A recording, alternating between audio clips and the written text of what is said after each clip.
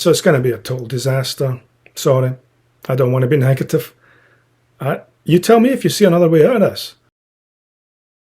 You were on the verge of having lost the war, losing it even more badly. This is not a spring offensive. This is the chaos offensive. It will cause chaos in the whole of Ukraine for decades to come. Whatever you think about depleted uranium is not important. It's what Putin thinks. And many other experts, and even some published science, suggest that depleted uranium, when you use it, it puts uranium dust everywhere, which causes cancer, but not only that, deformities in children, babies, and fetuses. In his mind, there's no way that he can allow that. So what's he going to do?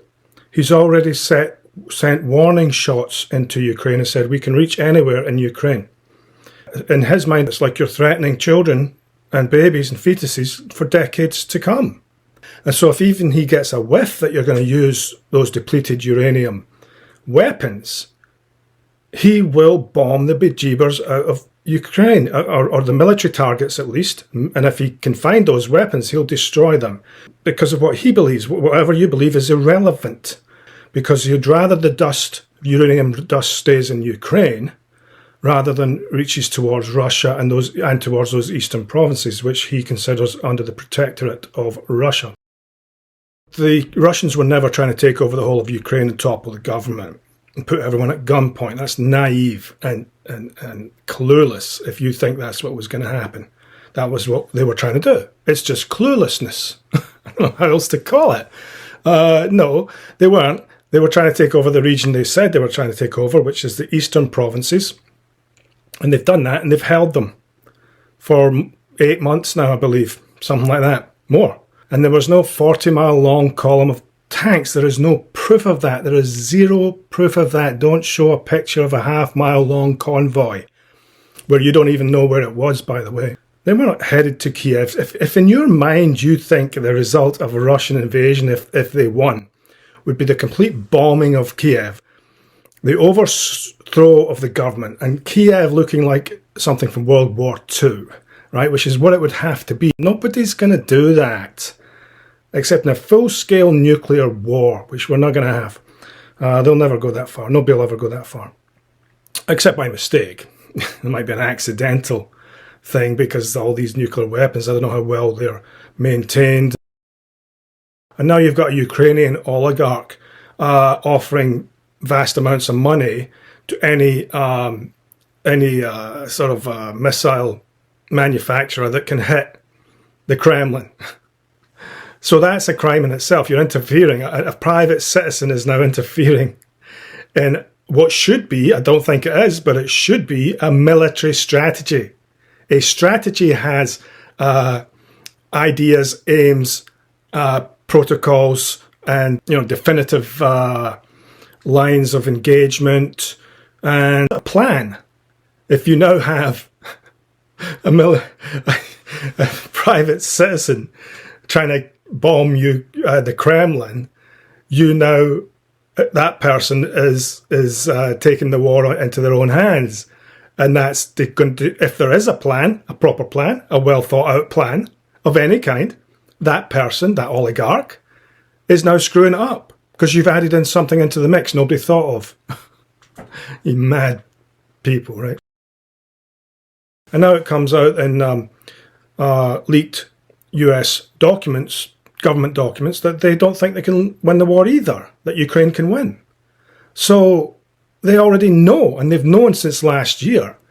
They're a bit late to the game because I told, maybe they're watching my videos and they saw how convincing the argument was that Russia was just trying to take over those border regions and there's no way you're going to push them out without a worldwide nuclear war. And they're not going to go for that. So the US government and military in these leaked documents have already said that Ukraine can't win. So now you're going to go ahead for your ego. And apparently you didn't tell Rishi Sunak that because he sent those depleted uranium rockets, missile heads, into Ukraine, for Ukraine. And so apparently you didn't tell him that they can't win. And so if you know that, which you do know, then you should stop and negotiate. You don't just keep going for your political ego. Of course, if they do that, the Biden administration looks like they're weak and that they lost. So, and there's an election coming up soon. It's not that soon, but in America it's quite soon. It's the vying for position has already started, and by September we'll be in full force. Who's going to be leading what and who's going to be contending against who? And it'll be non-stop news. So it's coming up, this election sporting event that everybody loves to watch, right? Which is useless because those two parties are just like a double-headed demon, that or a double-headed snake that controls everything, the politics, so and the military, and these wars. So you're at the point now where the US military has said that Ukraine can, or the US government knows that Ukraine can't win. UK has sent in depleted uranium missiles, depleted warheads, and there's a spring offensive about to start. And now Russia fires off a bunch of missiles deep into Ukraine to say, don't do that. Well, you're going to go ahead and do it, probably. And then he's going to think that you're going to use depleted uranium and cause that depleted uranium dust to be spread over the Donbass, Luhansk, around that whole region, and into Western Russia and also Crimea. So he's going to assume that that could happen. So he can't allow that. Because if he allows that, it's not just a bomb hitting a tank or a bomb accidentally hitting a civilian house, a missile. It's, in his mind, it's decades, maybe hundreds of years of deformed babies. Heavily deformed. He's not going to allow it. So it's only a matter of days now if this spring offensive goes ahead. It's very soon. And in Putin's mind, I don't know, I don't see how he can allow it. And people will say, well, Putin should just pull back. Yeah, maybe that's true. Maybe he should if he thinks you're going to poison fetuses and babies for decades and hundreds of years to come in the Donbass, Luhansk, and Crimea and Western Russia.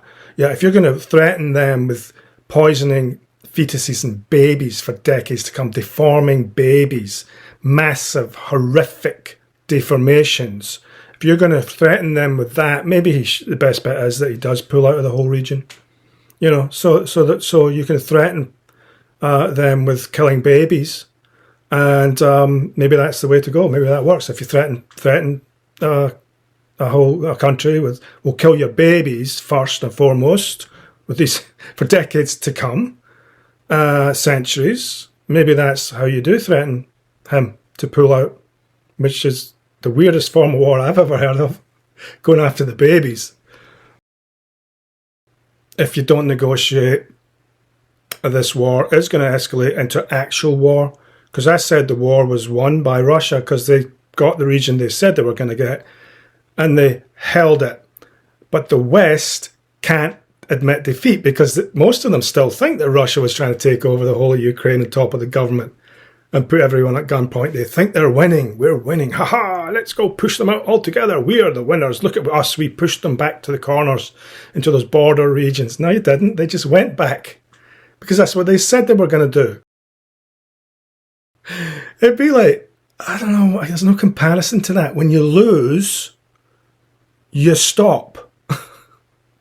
But they don't think they've lost because they thought Russia was trying to take over the whole of Ukraine, topple the government and put everyone at gunpoint. Unless America puts its ego aside and says, no, we have to have negotiations, then we're about to step into it's not going to be a war, it's going to be an absolute annihilation, and Ukraine will go into absolute chaos worse than it would otherwise. It will not win the war. It will be a loss for Ukraine and for Russia and for the West. Everyone will lose this spring offensive. That's the most important point. Everyone will lose. Russia, the West, America, Europe, and Ukraine. They will all lose this spring offensive. All of you will lose. And Ukraine will lose worst of all of them. The worst.